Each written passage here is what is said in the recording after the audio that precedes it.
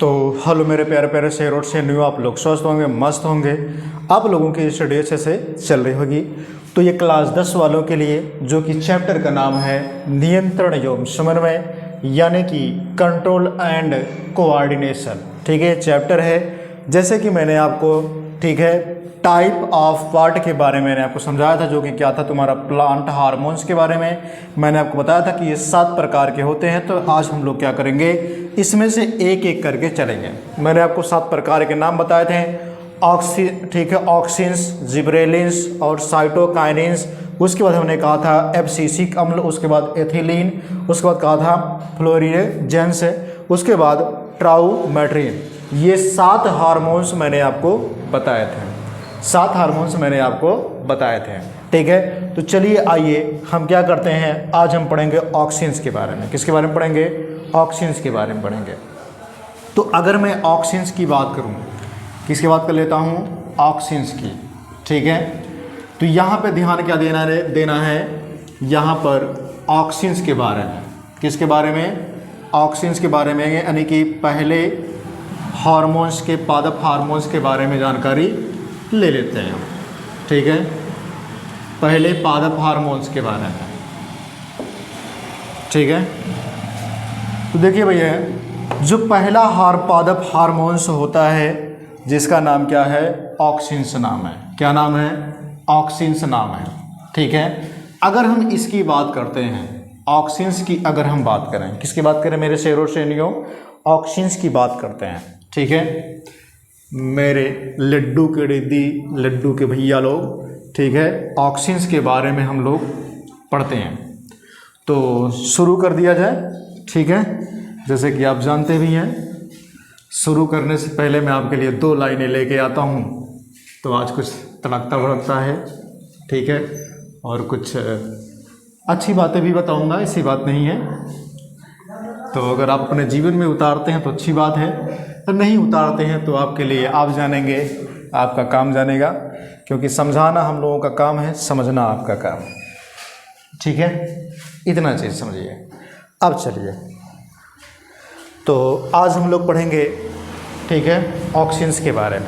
तो शुरू करने से पहले आपके लिए 2 लाइनें कहूँगा कि धोखा मिला तो प्यार की हकीकत समझ आई। धोखा मिला तो प्यार की हकीकत समझ आई, अब किसी के लिए दिल में जगह नहीं बनाई। अब किसी के लिए दिल में जगह नहीं बनाई। तो चलिए आइए हम लोग क्या करते हैं, इसी के साथ साथ ऑक्सिन्स के बारे में पढ़ते हैं। किसके बारे में पढ़ेंगे? ऑक्सिन्स के बारे में। ध्यान दीजिएगा कि ऑक्सिन्स की बात अगर हम करें तो ऑक्सिन्स की खोज किसने किया था? इसका नाम किसने दिया था? ठीक है, तो इसकी खोज यानी ये बहुत इंपॉर्टेंट विधान रखिएगा, ये IMP भी है, यानी कि मैया मोरे पेपरवा में EI। ठीक है, IMP है, यानी कि ऑक्सिन्स की अगर मैं बात कर लेता हूँ तो सबसे पहले ये नाम किसने दिया था? तो ऑक्सिन शब्द जो है, ठीक है, ये किसने दिया था? तो देने वाले का नाम है वेंट। कौन नाम है? वेंट। ये एक ऐसे वैज्ञानिक हैं जिनका नाम है वेंट, जिन्होंने क्या किया था? ऑक्सिन शब्द को दिया था, वेंट ने। ठीक है, अब आगे मैं बात कर लेता हूँ। ये जो ऑक्सिन्स होता है मेरे शेरों ना, इसको खोजा किसने था? तो एक नाम था जिनका नाम था डार्विन। क्या नाम था? डार्विन। ठीक है, डार्विन ने क्या किया था? इसकी खोज की थी। ऑक्सिन्स को खोजा किस में था? किस सन में? तो ऑक्सिन्स को खोजा गया था 1880 में। कब खोजा गया था मेरे शेरों? 1880 में। ठीक है, किसने खोजा था? तो डार्विन ने खोजा था। किसने खोजा था? डार्विन। ठीक है, डार्विन ने खोजा था। ठीक है, किसने खोजा था? डार्विन ने। ठीक है, अच्छा, डार्विन ने किसमें खोजा था? तो ध्यान रखिएगा, एक घास होता जिसका नाम है, ठीक है, कनारी। एक घास है जिसका नाम है कनारी। क्या नाम है? घास का नाम है कनारी घास। क्या नाम है? कनारी घास। ठीक है, कनारी घास को बोलते हैं, ठीक है, फ्लासिस। क्या बोलते हैं? फ्लासिस भी बोलते हैं। इसको क्या बोलते हैं? फ्लासिस भी बोलते हैं, फ्लासिस। ठीक है। ये जो कनारी घास होता है ना भैया, इसके किस चीज़ में खोजे थे? इसके परांकुर में। कहाँ? परांकुर में। इसके कहाँ? परांकुर के चोल में खोजे थे। परांकुर चोल में। कहाँ खोजे थे? परांकुर चोल में इन्होंने खोजा था। किसने खोजा था? डार्विन ने। डार्विन एक ऐसे वैज्ञानिक हैं मेरे शेरों कि उन्होंने 1880 में ऑक्सिन्स का जो है खोज किया था।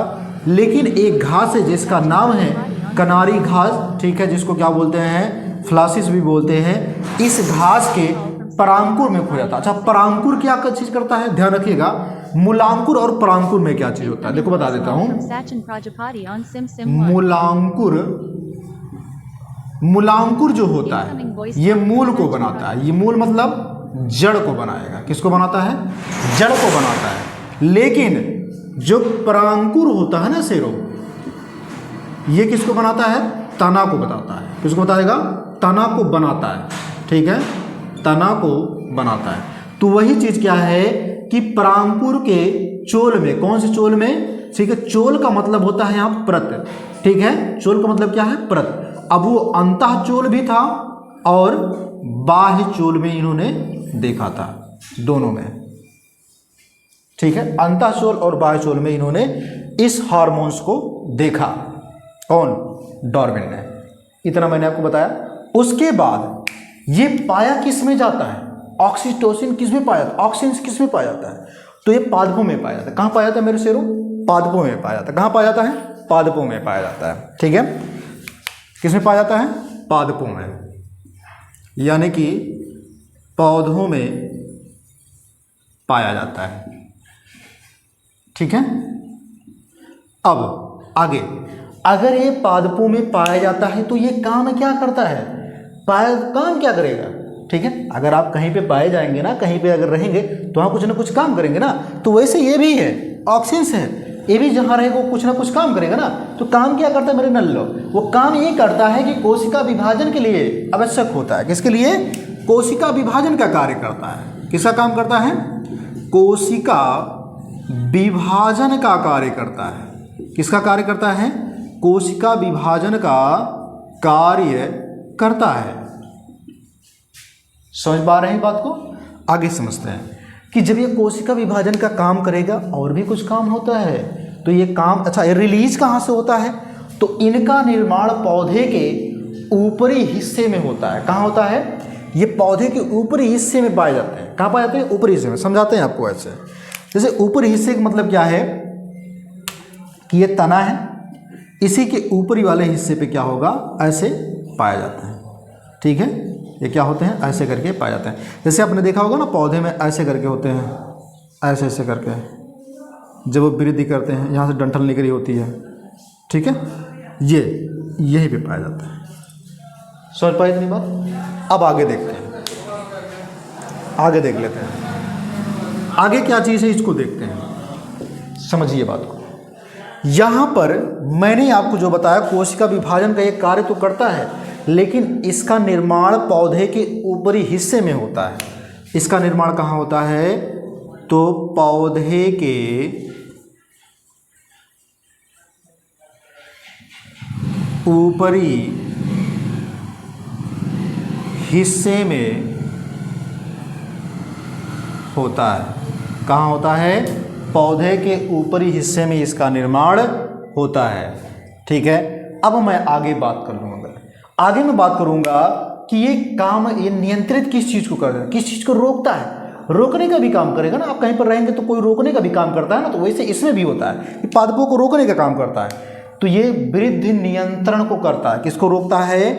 वृद्धि नियंत्रण को रोकता है। किसको रोकता है? वृद्धि को कंट्रोल कर लेता है। तो वृद्धि को कंट्रोल करता है,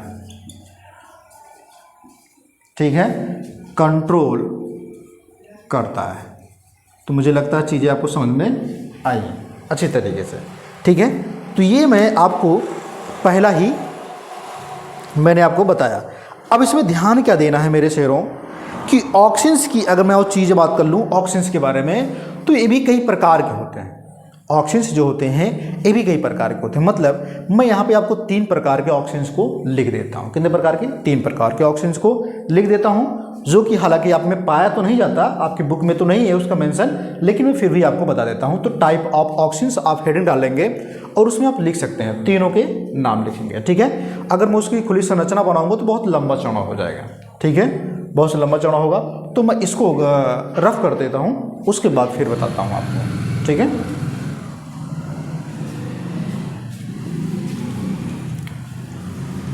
चलिए मैं इसको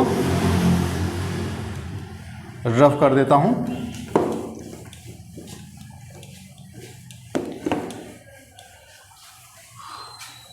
ठीक है, मैं इधर इसको रफ कर दिया।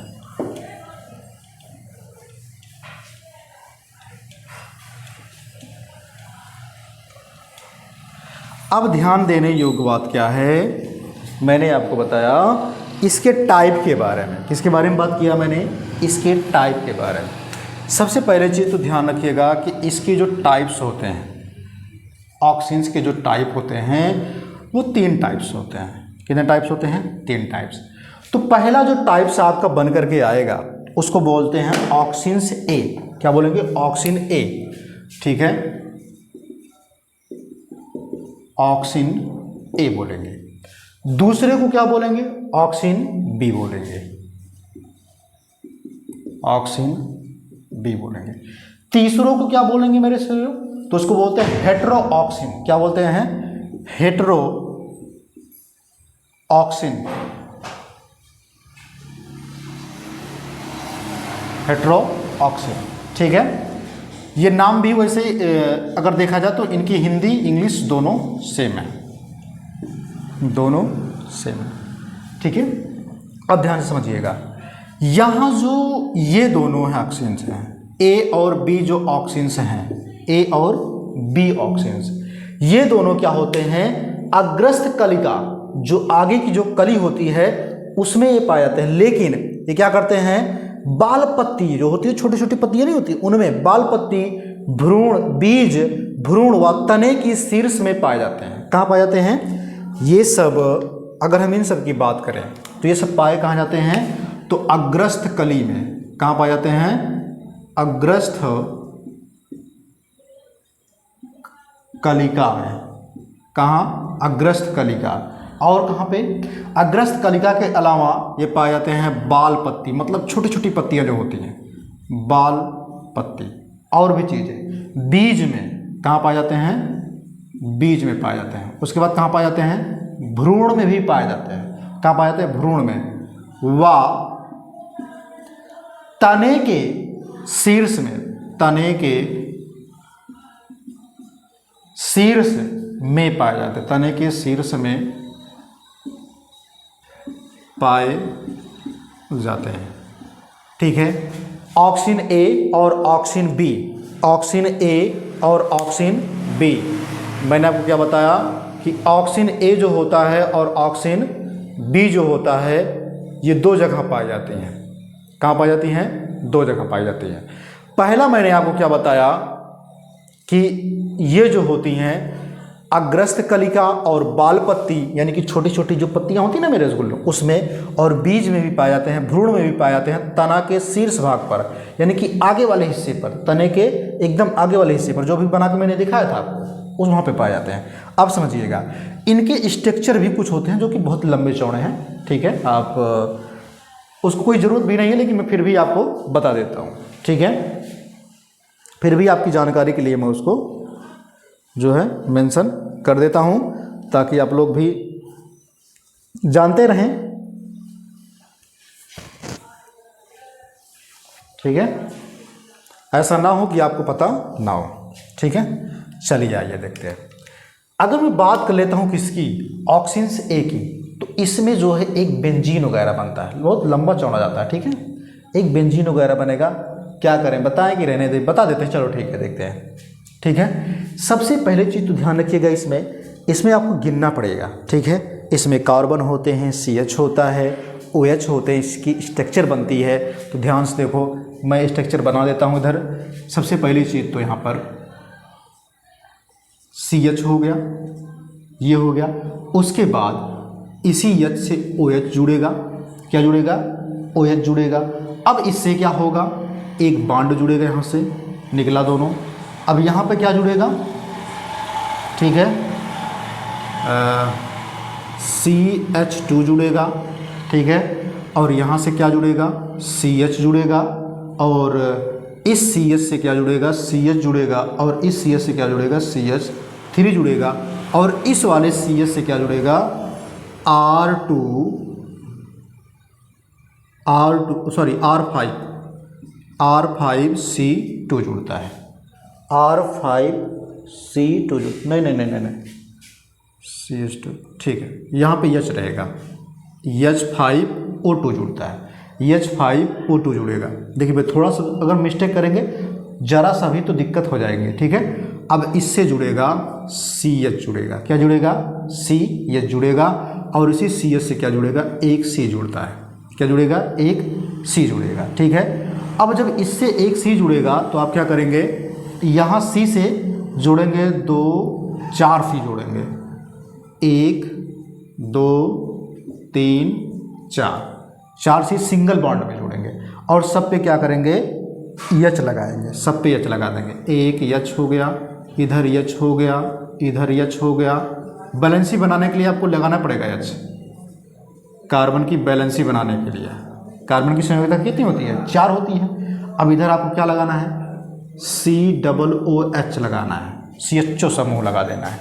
इतना इधर हो गया। अब ही इधर बाकी है तुम्हारा। अब आपने क्या किया, यहाँ पर आपको लगाना क्या पड़ेगा, H5 और C2 लगाना पड़ेगा इस कार्बन से, ठीक है।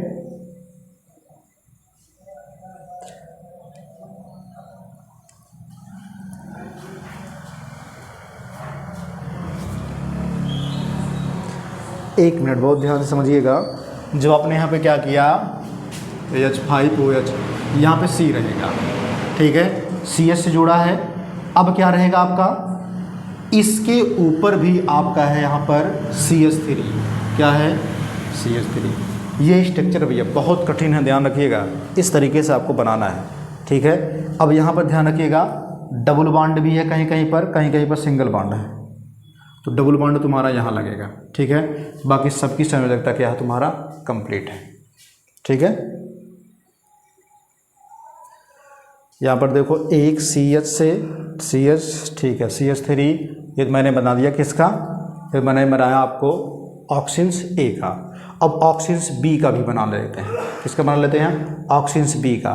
तो ऑक्सिन्स B का भी लगभग सेम ही बनता है, लेकिन थोड़ा बहुत केवल चेंज रहता है, ठीक है। बाकी लगभग क्या होता है, सेम रहता है इसमें। देखो चलो आ देखते हैं क्या था, किसके बारे में।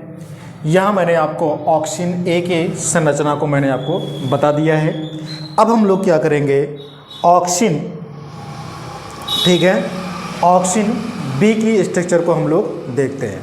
तो ऑक्सिन B की स्ट्रक्चर की अगर हम बात करें तो यहाँ पर ध्यान रखिएगा, ऊपर से हम लोग चलते हैं, CH3 सिंगल बॉन्ड, ठीक है, CH सिंगल बॉन्ड तुम्हारा रहेगा CH, हो गया। तो उसके बाद आपको इस तरह से बनाना है, ध्यान रखिएगा, यहाँ पे रहेगा तुम्हारा CH2 और यहाँ पर भी रहेगा तुम्हारा CH2, ठीक है।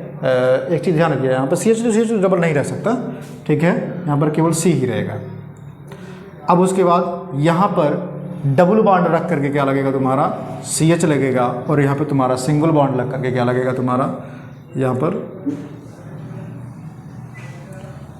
ठीक है, CH लगेगा। अब उसके बाद क्या लगेगा, यहाँ इस CH से जुड़ जाएगा। अब ध्यान देना है, ये तुम्हारा CH हो जाएगा, ये भी। उसके बाद क्या हो जाएगा तुम्हारा CH3 हो जाएगा, ठीक है। इस CH से जुड़ेगा कुछ C2H5 जुड़ेगा, C2H5 जुड़ जाएगा। उसके बाद आगे हम बात कर लेंगे इस C से 1 2 3, यानी कि जुड़ेगा 3, 1 2 3 4 5 जुड़ेगा, तो 1 2 3 4 1 5 1 6। अब ध्यान क्या देना है, यहाँ वाले से इसको जोड़ देना है OH से, इसको जोड़ देना है H से, और इसको जोड़ देना है डबल बॉन्ड O से, और इसको जोड़ देना है सिंगल बॉन्ड OH से, ठीक है। और यहाँ पे जोड़ देना COOH से, और यहाँ पे जोड़ देना है H से, और यहाँ पर जोड़ देना है H से, और यहाँ पर जोड़ देना है H से, ठीक है। बाकी मुझे लगता है कि सारे के सारे स्ट्रक्चर एकदम पूरा सेम मैंने आपको बना करके दिखा दिए हैं। अब उसके बाद क्या कर देना है, इसके H से जोड़ देना है C2H5 जोड़ देना, बाकी सब चीज़ें स्ट्रक्चर में आपके सेम होगा, ठीक है। ये रहा कौन सा, ये रहा आपके सामने, ठीक है, ऑक्सीन बी का। अब अगर हम बात कर लेते हैं किसकी, मेरे शेर और शेरनियों, मेरे टुन्ना मुन्ना, जिसको बोलते हैं हेट्रोऑक्सीन, किसकी बात कर लेते हैं, हेट्रोऑक्सीन की बात कर लेते हैं। तो यहाँ ध्यान दीजिएगा, मैंने आपको बताया, ठीक है। अब ऑक्सीन की बात कर लेते हैं, हेट्रोऑक्सीन की। तो देखिए मेरे रसगुल्लो, हेट्रोऑक्सीन जो होता है इसको हम कई नामों से जानते हैं।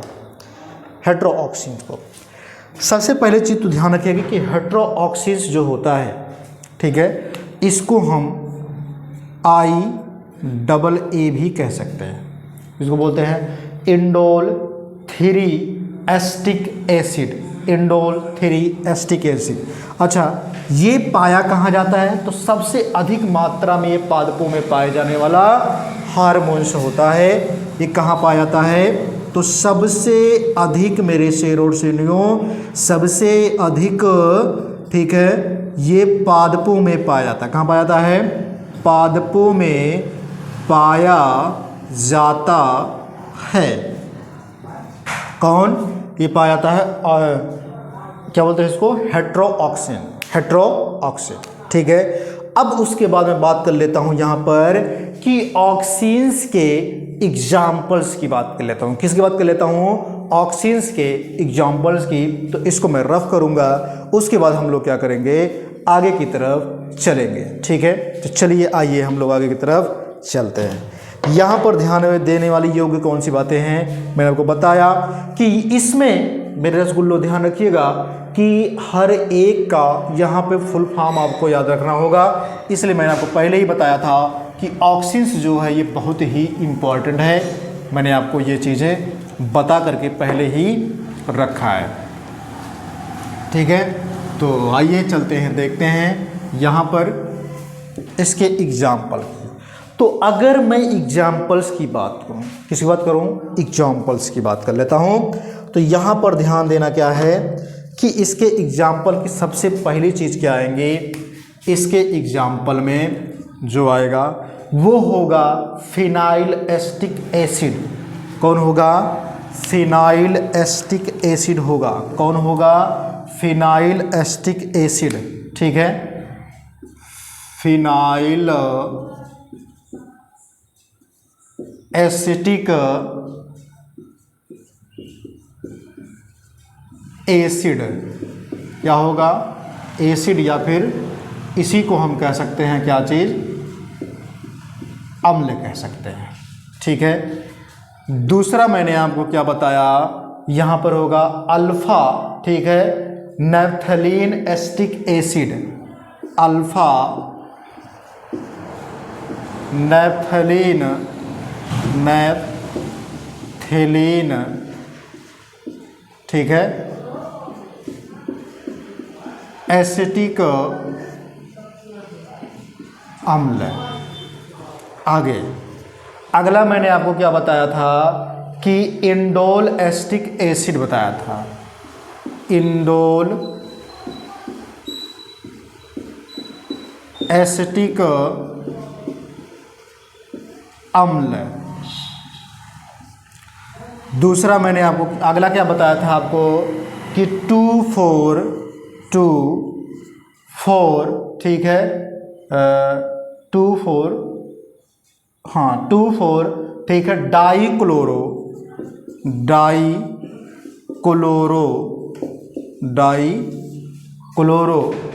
ठीक है, phenoxy, dichloro phenoxy acetic acid, acetic अम्ल, ठीक है। अगला मैंने आपको क्या बताया था कि इंडोल मेरे रसगुल्लो ध्यान दीजिएगा, इंडोल, ठीक है, ब्यूट्रिक, क्या बताया था आपको, इंडोल ब्यूट्रिक एसिड या फिर अम्ल, ठीक है, ब्यूट्रिक एसिड या फिर अम्ल। अब हम लोग क्या करते हैं, शॉर्टकट में हर एक चीज़ का नाम भी याद रख लेते हैं। तो चलिए आइए शॉर्टकट में नाम भी जानते हैं।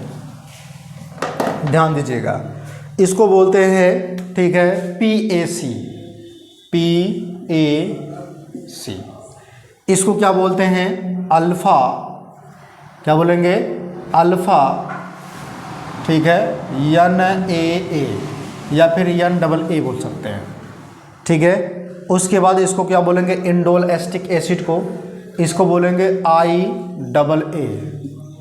इसको क्या बोलेंगे, इसको हम बोल सकते हैं 2,4-DFAA, ठीक है। और इसको क्या बोलेंगे, इसको बोल सकते हैं IBA। अब इसको भी लिख सकते हैं, ठीक है, शॉर्टकट में।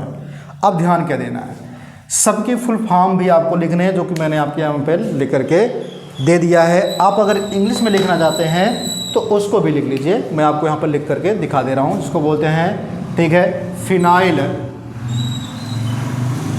फिनाइल, ठीक है,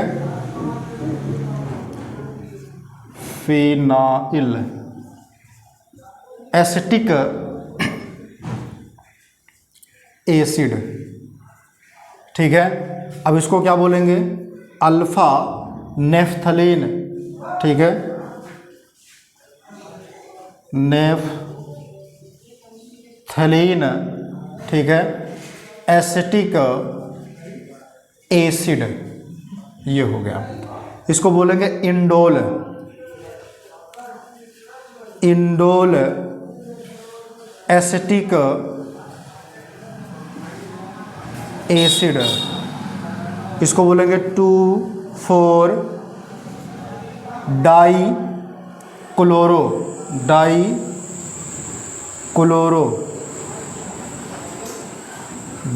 क्लोरो फिनॉक्सी, ठीक है, एस्टिक एसिड, एस्टिक एसिड। उसके बाद इसको क्या बोलेंगे, इंडोल, ठीक है, एस्टिक, सॉरी ब्यूट्रिक होता है, इंडोल ब्यूट्रिक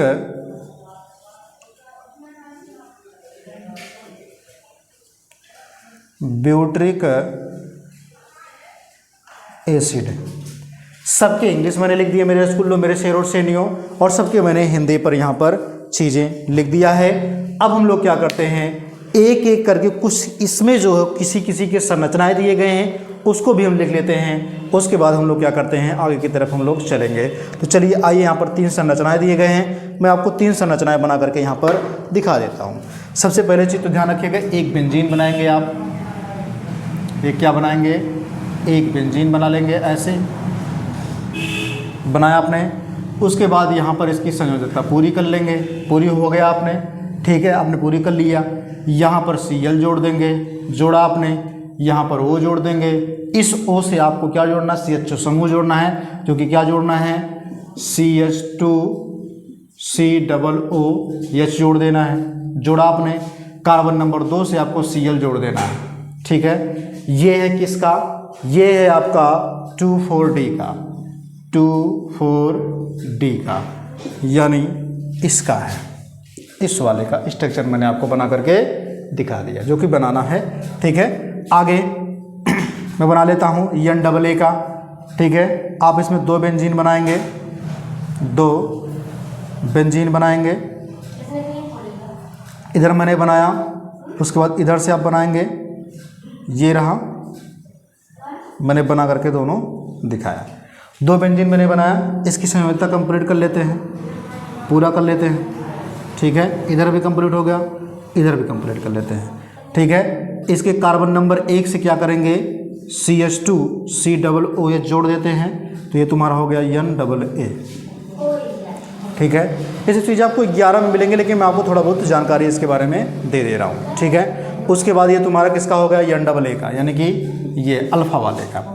अब अगला मैं आपको बता देता हूँ, एक और होता है, यहाँ पर एक बेंजीन बना लीजिएगा, ठीक है। बेंजीन बनाने के बाद क्या करिएगा, उसके दूसरे वाले कार्बन से एक इस तरह से जोड़ दीजिएगा, ठीक है। एक 5 वाला बना लेना है यहाँ से, इस तरीके से, इसको यहाँ से, इसको यहाँ से, यहाँ पर यन जोड़ देना है, इसकी समझौता पूरी कर लेना है, और इसकी भी यहाँ से कंप्लीट कर लेना, इसकी यहाँ से, और यहाँ कार्बन नंबर, ठीक है, यन के साथ में यच जोड़ देना है, और इसके साथ में क्या जोड़ देना है, CH2O यच जोड़ देना है। ये तुम्हारा किसका हो गया, तो IA का हो गया, IA का, यानी कि इसका हो गया। तो मुझे लगता है कि चीज़ें आपको समझ में आ रही होंगी मेरे रसगुल्लो। मैंने आपको बना करके यहाँ पर कुछ चीज़ें दिखा दिया है। अब हम लोग आगे की हेडिंग पढ़ेंगे कार्य। क्या पढ़ेंगे, कार्य, ठीक है, जो कि ताबड़तोड़ होगी। ये भी अगर वीडियो पसंद आए तो लाइक शेयर जरूर करिएगा, ठीक है, क्योंकि मुझे पता है कि आप लोगों को चीज़ें समझ में अच्छी तरीके से आती रही हैं, ठीक है। और आप लोग ऐसे सब्सक्राइबर बढ़ाते रहिए, मैं आपके लिए अच्छे से अच्छे कंटेंट लेकर आऊँगा। और जल्दी से जल्दी मेरे चैनल को मोनेटाइज करवाइए, और क्या नाम है, अच्छे से अच्छे, ठीक है, आप लोग सब्सक्राइबर लेकर के आइए। जितने जल्दी आप लोग सब्सक्राइबर मेरा करवाएंगे, उतनी जल्दी मैं आपका क्या करूँगा, आपके लिए डिजिटल बोर्ड का प्रबंध करूँगा, और आपके लिए एकदम अच्छी तरीके से, और भी अच्छी तरीके से क्वालिटी में चीज़ें लेकर के आऊँगा, ठीक है। हर एक चीज़ दिखा के तब पढ़ाया जाएगा, ठीक है, एकदम 3D में, एकदम पूरा बढ़िया बता दे। बस केवल आप लोगों का थोड़ा सपोर्ट चाहिए, ठीक है, थोड़ी सपोर्ट आप लोगों को चाहिए, बस, बाकी और कुछ नहीं चाहिए, ठीक है। बाकी इधर से जो भी चीज़ें मिल रही हैं उसको पढ़ते रहिए और अपने बोर्ड में टॉप करते रहिए, ठीक है। देखिए अभी 11 की जो टॉपिकें नहीं मिल पा रही हैं, मिलेंगी जल्द ही, आपको 11 की भी मिलेंगी, 12 की भी मिलेंगी। हालांकि 11 की 1 चैप्टर खत्म हो गया है, 12 का 3 चैप्टर खत्म हो गया है, चौथे चैप्टर का नंबर लगने वाला है, ठीक है। तो हमने क्या कहा था, हाँ, कार्य को देख लेते हैं। चलिए इसके कार्य को देखते हैं।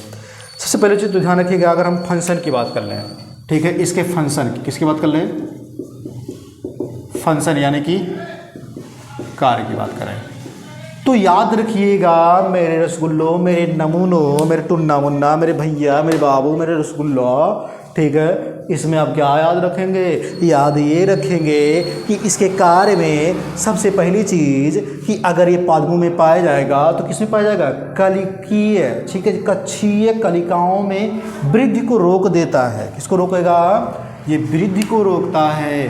किसको रोकेगा, कक्षीय कली, ठीक है, कक्षीय कली की वृद्धि को रोकता है, रोकता है। आगे मैं अगर बात कर लूँ तो ध्यान रखिएगा, ये पत्तियों के अलगाव को भी रोकता है, मतलब कहते नहीं अलग न हो भैया, ठीक है। जैसे आप लोगों में कहते हैं ना कि किसी भाई में क्या होते हैं यार, अगर मेहरारू गायेगा उनके मेहरारू गायन तो पक्का उससे अलग हो जाते हैं। तो इसमें भी कहता है कि पत्ती के अलगाव को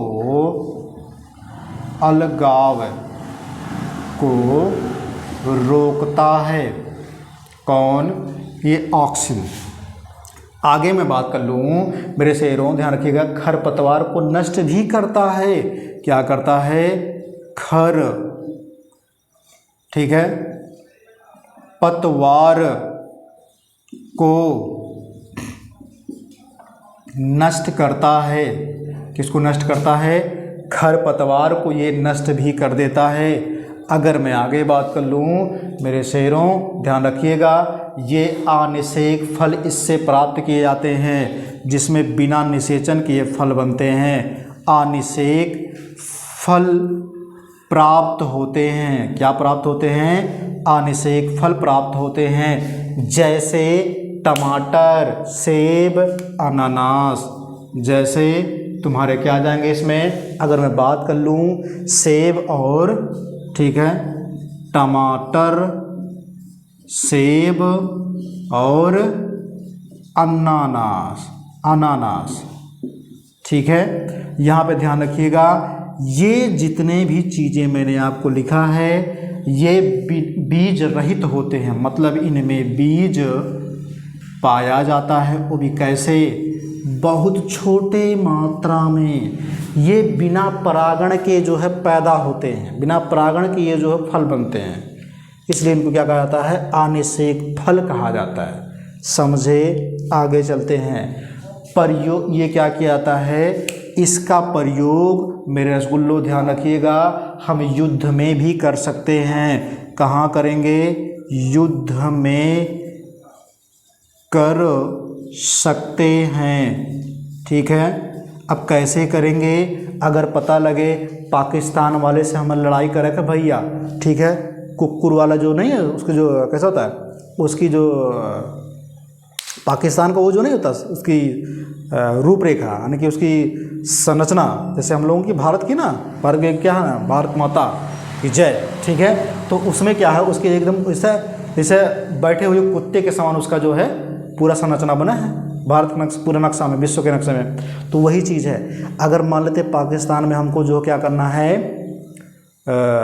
युद्ध करना है, तो क्या करिए, इस ऑक्सीजन को लेके जाइए, वहाँ पर पूरा छिड़क दीजिए, पूरे ऑक्सीजन को किसी वायुयान के लिए, वायुयान यानी कि जहाज के द्वारा लेके जाइए, पूरा छिड़क दीजिए। वहाँ की ज़मीन पूरी की पूरी क्या हो जाएगी, बंजर हो जाएगी। वहाँ की ज़मीन कैसे हो जाएगी, बंजर हो जाएगी। मतलब ये ज़मीन को क्या कर देता है, ज़मीन बंजर बना देता है। क्या बना देता है, बंजर बना देता है। ये क्या बना देगा, वहाँ की ज़मीनें सब बंजर हो जाएंगी। जब वहाँ की ज़मीनें सब बंजर हो जाएंगी तो ध्यान रखिएगा मेरे शेरों, ज़मीन जब बंजर होगा तो उस कंडीशन में क्या होगा, वहाँ पे फसल वगैरह नहीं होंगे, तो भूखमरी वहाँ पैदा हो जाएगी। तो उन लोगों को मारने की ज़रूरत ही नहीं पड़ेगी, वैसे वो लोग मर जाएंगे, कुपोषण का शिकार हो जाएंगे, चलेंगे, ठीक है।